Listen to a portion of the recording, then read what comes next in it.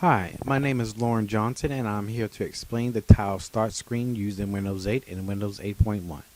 I will tell you how it has changed from previous versions of Windows. I will also give some input on some of the advantages and disadvantages of the tile start screen.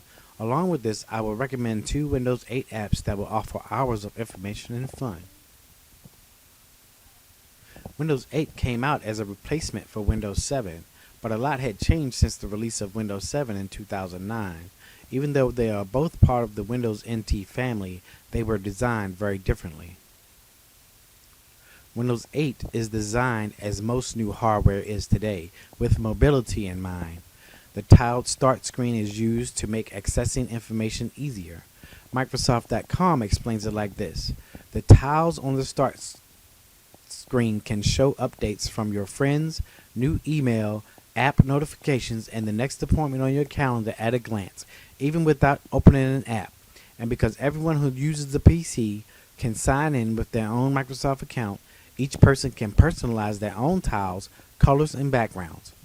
The old design used in Windows 7 had been used since Windows 95, with icons on the desktop and a start button that guided you to programs you needed for day-to-day productivity.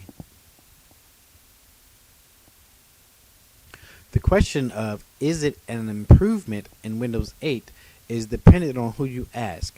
There are your diehard Windows fans who do not like the new style, but there are also quite a few people who think that this new start screen is wonderful. The advantages to the new start screen are numerous. One thing that struck me was how the apps use the whole screen when displaying images and web pages.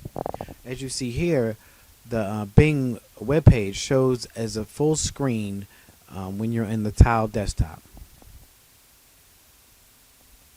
Another advantage is that you don't have to worry about a cluttered desktop with many small icons. You can resize the tiles to fit your liking. The tiles can then be organized in groups that you choose. As you see, the picture on the right shows the group News and Entertainment, and the left picture shows the different sizes of tiles available. There are also disadvantages that plague the start screen as well. The concept of the start screen itself was designed with the tablet or touchscreen user in mind. Many of the command or gesture-based are not easy to learn your first couple of tries. They have turned the Windows user's world upside down by moving a lot of the places that were used to look for applications to different screens and locations, such as search and PC settings. What you see in this graphic is the new PC settings window. Microsoft has moved a lot of the setting locations such as PC sleep, shutdown, and restart. PC settings is now where you would go to change settings like user accounts, device setup, autoplay, and lock screen images. This causes confusion for the user.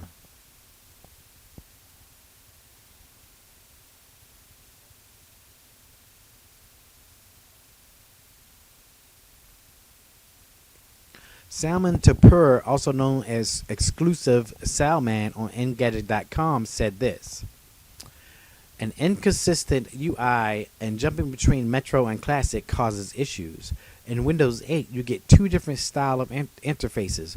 1, the Metro Win 8 style UI, and 2, the same old legacy desktop. When using the OS, it feels like 2 different operating systems running at the same time. Because both interfaces, Metro and desktop, work differently, it becomes a highly inconsistent user experience. It's an interface where the OS wants its users to learn and remember where to go for which features and how they will work. The complaint that you hear about the most on the online forums is, as the graphic shows, how Internet Explorer goes to full screen mode when pressed, and Word 2013 goes back to legacy desktop when pressed, showing the inconsistencies.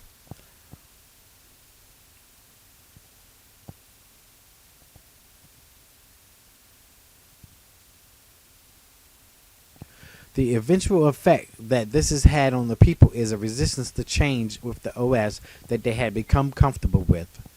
Most of the user comments online want some sort of resemblance to the old Windows. After a few days to weeks, it becomes easier to use. Users get used to the mouse gestures and how to change a setting in PC settings without using the control panel. After learning your way around, you find that it's not that bad after all. The main part of the new start screen are the tiles. The tiles represent the apps that you have downloaded or have come with Windows 8 as part of the package. Two of my favorite apps that I would recommend to anyone is Flipboard and USA Today. Both of these apps offer an immersive user experience in the new Windows 8 app format. Flipboard is a news aggregator that you can customize to show any news feed that you would like, and the presentation is in a magazine style where you flip the pages to see more information. This app creates a full page view of several pages at one time and changes the arrangement so that the user does not get bored. USA Today is a national newspaper that covers all areas of the news, including sports and technology. The app starts off with pictures and colorful menus. It offers news from all over the country at the touch of a button. The picture on the left shows Flipboard displayed on the start screen. The tile has live updated enabled, so it updates often to a different main story. The picture on the right is Flipboard open full page on the tile desktop. It opens to pictures from all over the feeds that have chosen and pick one, and it opens another full page with that particular story. US Today is also shown with live tiles in the picture on the left. The animation on the right gives you an idea of what it looks like when opened. Your news all right there, full screen. So let's go over what I've showed you today. I've shown you that Windows 8 was designed with the touchscreen in mind. I've explained how new users are confused by the design. I've shared how Windows 8 uses full screen apps for wonderful effect. I believe that most users will eventually get used to mouse gestures and menu changes that have a wonderful experience with Windows 8. Thank you. Until next time.